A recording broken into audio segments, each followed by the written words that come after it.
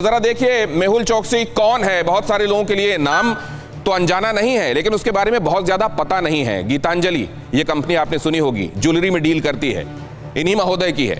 इन्होंने जब कामधाम शुरू किया, इनके पिता जो चीनू चोकसी हैं वो एक्चुअली हीरा तराशते थे, हीरे का काम करते थे और इतने बड़े धीरे धीरे व्यापारी बन गए कि उन्होंने विदेशी कंपनियां तक खरीद ली। कैसे? 5 मई 1960 गुजरात को इनका जन्म हुआ। परिवार में इनके 2 बेटियां हैं, एक बेटा, पत्नी जाहिर हैं। भगोड़े अभी इंटरपोल की रेड कॉर्नर नोटिस, लिहाजा इनके साथ भगोड़ा चस्पा है। कंपनी का ब्रांड गीतांजलि, जैसा मैंने आपको बताया, ये आईपीओ लेकर आया था शुरुआती दशक में इस सदी के, और उसके बाद जहां ये पहुंच गया था करीब करीब 200 रुपए के आसपास इसका शेयर, और उसके बाद गिर कर ये 38 रुपए पहुंच गया था 2 साल पहले। मौजूदा टर्नओवर $2 अरब, और इधर आप देखिए घोटालेबाज 14,500 करोड़। पहले अंदाजा लगाया गया कि 280 करोड़ का मामला है। आप ये भी देखिए जरा, इससे आप सिस्टम का भी जरा हिसाब किताब समझ लीजिए कि जनवरी 2018 में, शुरुआत में 4 जनवरी 2018 जो अंदाजा लगाया जाता है कि 4 जनवरी 2018 को ये उड़कर चला गया, नीरव मोदी भी चला गया, और फिर उसके बाद जनवरी के आखिर में और फरवरी में पंजाब नेशनल बैंक की तरफ से कहा जाता है इंटरनल इंक्वायरी कि हमारे यहाँ घपला हो गया, घोटाला हो गया। उसके बाद फिर उसमें ईडी इन्वॉल्व हुआ, पीएमएलए के तहत कार्रवाई हुई। लेकिन यहाँ आप देखिए, इतना जब पहुंच गया, वो सांप निकल जाने के बाद लकीर पीटने वाली जो बात है वो हमारे सिस्टम में एक बार फिर दिखाई दी। हिंदी फिल्मों की तर्ज पर पुलिस बाद में आती है। घोटालेबाज 14,500 करोड़, केस दर्ज फरवरी 2018 को। जनवरी में महोदय चले गए, फरवरी में केस दर्ज हुआ। भारत से भागा और एंटीगा में जाकर बस गया। एंटीगा में 2017 में ही नागरिकता के लिए आवेदन कर दिया गया था, और वहां पर एक्चुअली नागरिकता के लिए 4 तरीकों से आप वहां नागरिकता ले सकते हैं। असल में ये जो अभी जैसे आप डोमिनिका के बारे में बात कर रहे थे, वहां की कुल आबादी है 75,000 लोगों की। ये जो जगहें हैं, यहाँ लोग कम हैं, और यहाँ के देशों को, छोटे छोटे द्वीपों को अपने डेवलपमेंट के लिए विदेशी जो इस तरीके के इन्वेस्टर्स होते हैं उनकी बड़ी ज़रूरत होती है। तो $1.5 लाख एक और अहम जानकारी आप देख लीजिए। कौन क्या कह रहा है, जरा ये भी जरा जल्दी से देख लीजिए। मेरे मेहमान इंतजार कर रहे हैं, जल्दी से परिचय कराता हूं, उसके बाद आपका। एंटीगा के प्रधानमंत्री गैस्टन ब्राउन क्या कह रहे हैं, जरा वो देख लीजिए। मेहुल चोकसी भारतीय हैं और उन्हें भारत को सौंप दिया जाना चाहिए। उन्होंने ये भी कहा कि उनसे पूछा गया कि शपथ ले चुका है वो आदमी एंटीगा में सिटीजनशिप का, तो उन्होंने कहा कि गलत तरीके से हमको इन्फॉर्म किया गया था, और जब इंफॉर्मेशन जिसके आधार पर हमने नागरिकता दी है वही गलत थी, तो फिर हम कैसे मान लें कि वो सही है नागरिकता एंटीगा की। डोमिनिका सरकार कह रही है भारत का अपराधी है, भारत भेजा जाना चाहिए, लेकिन कोर्ट में अभी मामला फंसा हुआ है। भारत सरकार क्या कह रही है? इंटरपोल का रेड कॉर्नर नोटिस है, भारत को फौरन सौंपना चाहिए, मेहुल चोकसी को डोमिनिका के जरिए ही सौंपा जाना चाहिए। और चोकसी के वकील क्या कह रहे हैं? एंटीगा के नागरिक हैं, पहले एंटीगा भेजा जाए और फिर वहां की जो नियमावली है उसके तहत ये देखा जाए कि डिपोर्टेशन हो सकता है कि नहीं हो सकता है, और फिर ये फैसला होगा। तो जो मैं आपसे कह रहा था कि वहां पर नागरिकता अगर हासिल करना है तो $1.5-2 लाख US इन्वेस्ट कीजिए, या तो वहां की यूनिवर्सिटी जो वेस्ट इंडियन यूनिवर्सिटी उसमें इन्वेस्ट कर दीजिए, या वहां जो सरकारी निकाय है वहां रियल एस्टेट का काम चल रहा हो वहां इन्वेस्ट कर दीजिए, आपको वहां की नागरिकता मिल जाती है। मेहुल चोकसी ने 2017 में ही क्यों ले ली नागरिकता? जाहिर है वो घपला कर रहा था, उसको मालूम था मुझको जरूरत पड़ सकती है, उसने नागरिकता ले ली। वो 2018 में चला गया, फरवरी से मामला शुरू हुआ, और आज हम वहां खड़े हुए हैं जहां ये फैसला कुछ देर में होने वाला है कि मेहुल चोकसी किधर जाएगा और हिंदुस्तान उसको ला पाएगा या नहीं ला पाएगा। हमारे साथ उज्जवल निकम जुड़ रहे हैं, सरकारी वकील। कई महत्वपूर्ण मामलों में आप इस नाम से अपरिचित नहीं हैं। उज्जवल निकम जाना माना नाम हिंदुस्तान का। और हमारे साथ इसके अलावा विजय अग्रवाल जुड़ेंगे, मेहुल चोकसी के वकील, लेकिन वो कुछ देर बाद जुड़ेंगे। एपी सिंह, पूर्व निदेशक सीबीआई, हमारे साथ जुड़े हुए हैं स्क्रीन में बीचों बीच।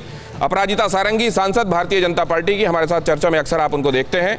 अभय दुबे, प्रवक्ता हैं कांग्रेस के, हमारे साथ आज एक बार फिर इस चर्चा में जुड़ रहे हैं। आप सभी मेहमानों का बहुत स्वागत करता हूं। Good evening.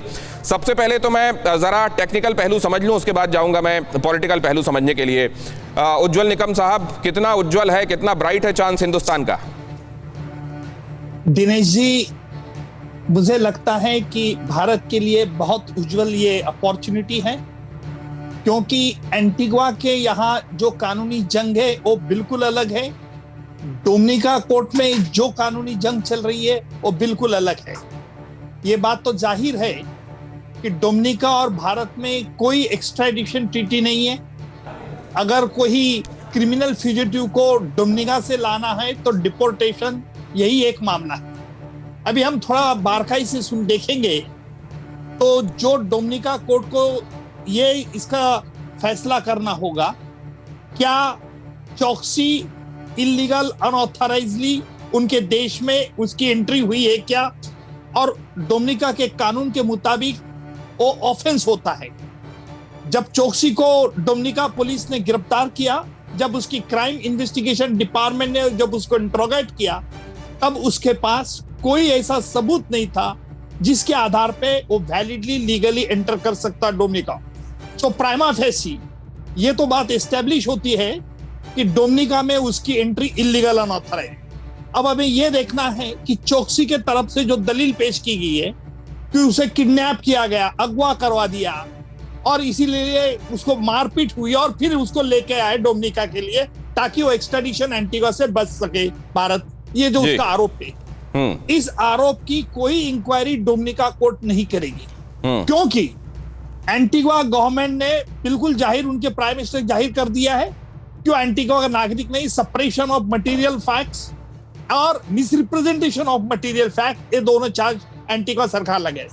आज जो मैंने एंटीगा का पुलिस चीफ का स्टेटमेंट देखा, उसने दो बात अहम कही है। चौकसी ने उस कंट्री से, उसके रिश्तेदार ने कोई ऐसी एफआईआर दर्ज नहीं की कि उसे एब्डक्ट किया गया, और दूसरी ऐसा कोई सर्कमस्टेंशियल सबूत नहीं मिला जिस आधार पर एंटीगा का गवर्नमेंट कह सकते कि हमारा नागरिक यानी चौकसी इसको बिना इजाजत इलीगली अनऑथराइज्ड मारपीट करके अगवा कर दिया। ऐसा कोई सबूत नहीं मिला। यह एंटीगा का पुलिस चीफ का स्टेटमेंट है। और डोमिनिका इस बात पर कोई ध्यान नहीं देगा, डोमिनिका कोर्ट, कि उसे सही किडनैप किया है, अबडक्ट किया है क्या नहीं किया है। अगर डोमिनिका कोर्ट उसको ये करती है कि भाई तुम्हारी इलीगल एंट्री है, तो फिर विकल्प जो है वो डोमिनिका गवर्नमेंट के पास है, क्या उसे उसका किया जाए।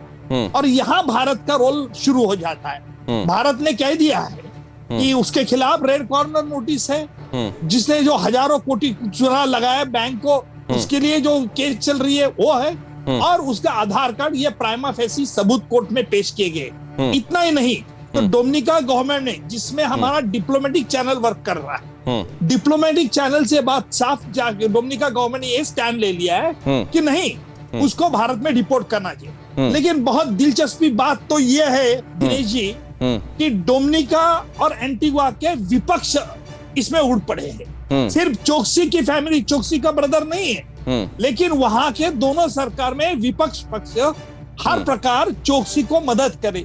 ये ऐसा क्यों हो रहा है, क्या हो रहा है, किस लिए हो रहा है, और इसीलिए डिप्लोमेटिक चैनल के द्वारा से दोनों गवर्नमेंट ने साफ कर दिया है कि जिस सर, तो दो तीन सबमिशंस हैं मेरे, मैं आपसे जानना चाहता हूं क्योंकि आप टेक्निकल चीजों को समझते हैं। जैसे आपने बताया कि वो वहां एब्डक्शन की कोई रिपोर्ट नहीं थी, लेकिन मिसिंग के बारे में जाकर पुलिस को बताया गया था, मिसिंग के संदर्भ में सूचित किया गया था, एब्डक्शन तो नहीं लेकिन मिसिंग बताया गया था। दूसरे, वहां पहुंचने के बाद अगर डोमिनिका में उसको पकड़ा गया, उसके पास कोई कागज नहीं मिला जिससे ये साबित हो कि वो डोमिनिका में कानूनी तरीके से दाखिल हुआ है, तो ये बात क्या उसका दूसरा पक्ष जो ये कह रहा है कि एब्डक्ट किया गया, क्या उसको मजबूती देता है क्या? तीसरी बात जो आप कह रहे हैं, विपक्ष अगर कर भी रहा है और गवर्नमेंट राजी है, हमने तो वहां दोनों देशों के लिए, और उन्होंने धन्यवाद भी किया था, हमने अपने बल्कि देश के नागरिकों को पीछे रखते हुए हमने उन लोगों को वैक्सीन भेजकर मदद की थी, क्या वो लोग इस बात का एहतराम नहीं करेंगे? और इंटरपोल की रेड कॉर्नर नोटिस तो है ही, मैं इस बारे में आपसे बात करूं, लेकिन उससे पहले एपी सिंह साहब के पास एक बार जाना चाहता हूं। एपी सिंह साहब, कितने ब्राइट चांसेस हैं हिंदुस्तान लाए जाने के संदर्भ में?